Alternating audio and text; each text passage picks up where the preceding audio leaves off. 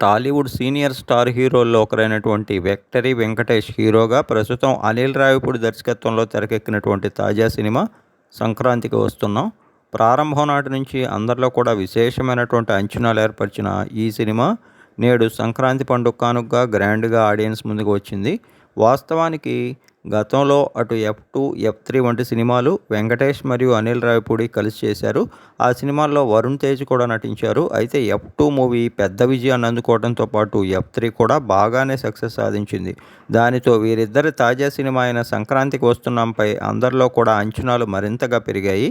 యువ అందాల కథానాయికలు మీనాక్షి చౌదరి, అలానే ఐశ్వర్య రాజేష్ హీరోయిన్స్‌గా నటించిన ఈ సినిమాకి భీమ్ సిసిలోరియా సంగీతం అందించారు. శ్రీ వెంకటేశ్వర క్రియేషన్స్ బ్యానర్‌పై దిల్ రాజు అత్యంత ప్రతిష్టాత్మకంగా అత్యున్నత సాంకేతిక విలువలతో నిర్మించినటువంటి 'సంక్రాంతికి వస్తున్నాం' కొద్దిసేపటి క్రితం యూఎస్ఏలో ప్రీమియర్ షో వేయడం జరిగింది. ఇప్పటికే ఈ షోను చూసినటువంటి ప్రతి ఒక్కరి నుంచి కూడా ఫుల్ పాజిటివ్ రెస్పాన్స్ అయితే లభిస్తోంది.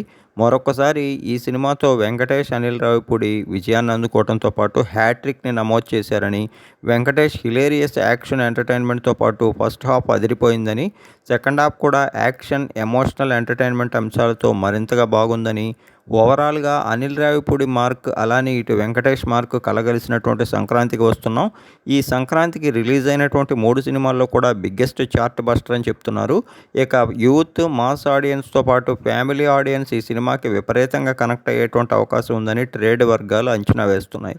ఓవరాల్‌గా మంచి విజయం అందుకున్నటువంటి 'సంక్రాంతికి వస్తున్నాం' టీమ్‌కి బ్లాక్ బస్టర్ శుభాభినందనలు.